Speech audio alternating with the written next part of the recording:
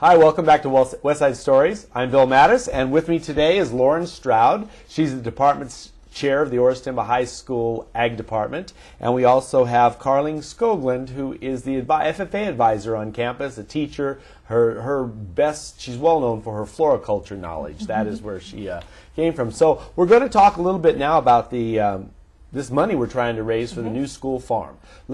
I know $250,000 is approved from the state. If you can raise another $250. So tell us what's going to go on this farm. What's going to go on the farm? Well, we plan to have 2 acres in the northwest corner of our campus, so it'll be right out our classroom doors, which will be awesome.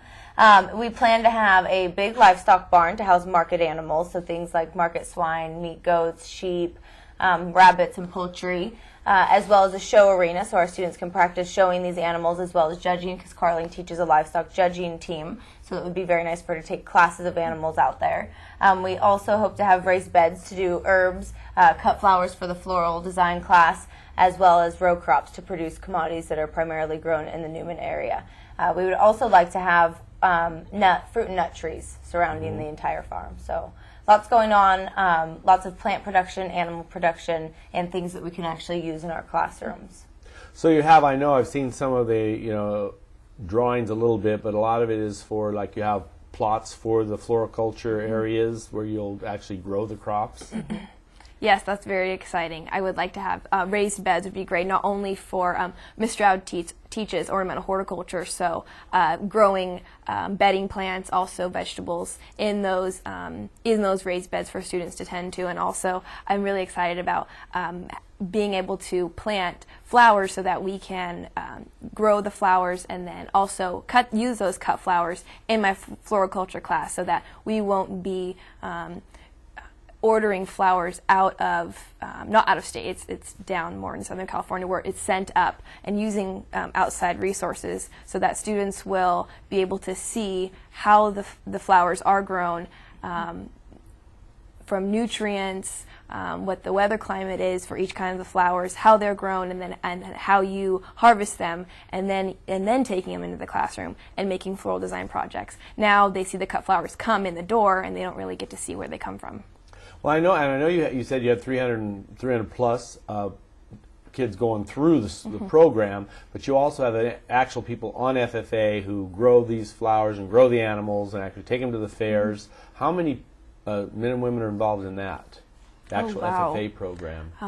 Well, every student that's enrolled in agriculture class is therefore automatically enrolled as an FFA member. Okay. And our school, it's pretty typical too, require them to be an FFA and to be active in FFA activities, as well as having a supervised agriculture experience project. And those can range anywhere from growing an animal and taking it to the fair, or it could be landscaping. They can have their own business, or they could work for somebody else.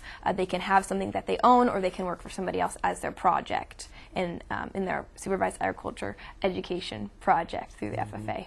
So every student's involved in one way or another. We'd probably have a core group of 100, about 75 to 100 students that really want to get very involved, and that we can see having a strong future in agriculture outside of high school. But like Carling said, every student's required to have a project. Every student's required to be involved with a certain number of activities a year.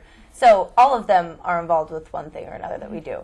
So half the campus, theoretically, will know a little bit about agriculture when they graduate. Definitely. Which is pretty exciting. That's very exciting. So this project, and you're trying to raise money. I know the Newman Rotary Club stepped up to the front and said this is their #1 project for how many years forward. So what has happened so far?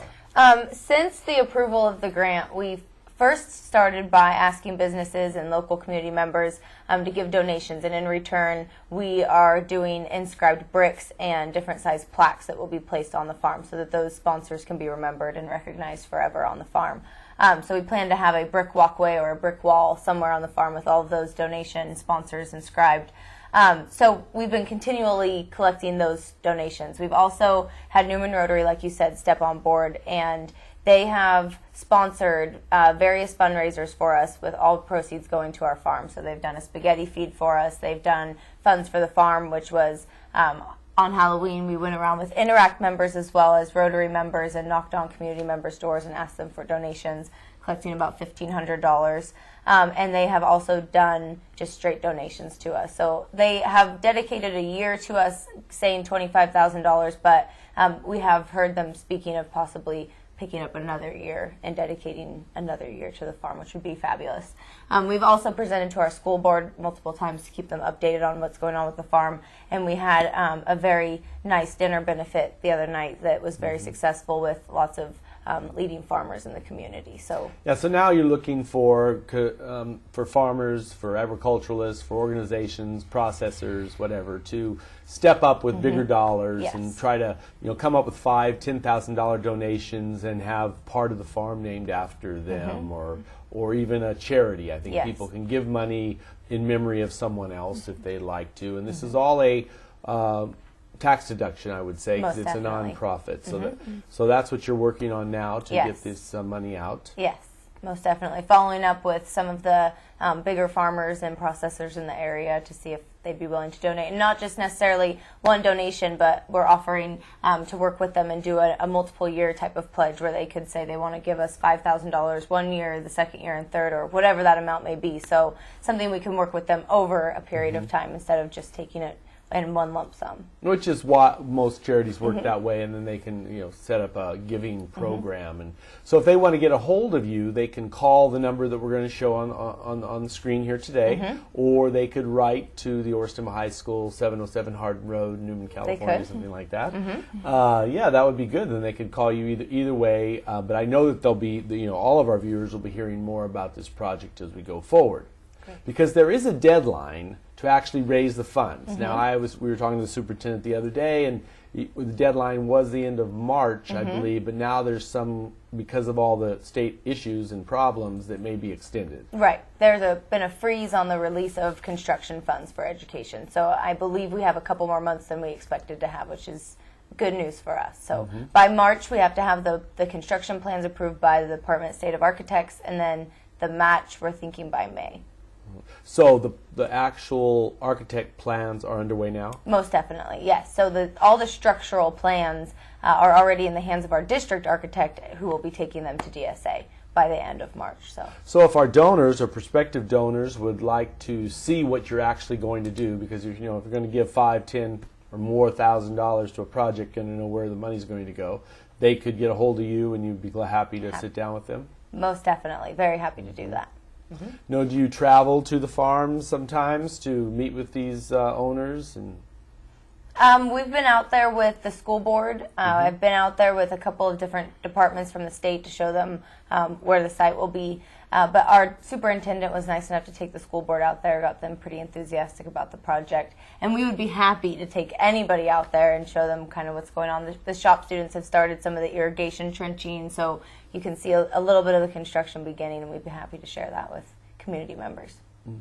Is there, you have an advisory committee you work with for your FFA programs? We do.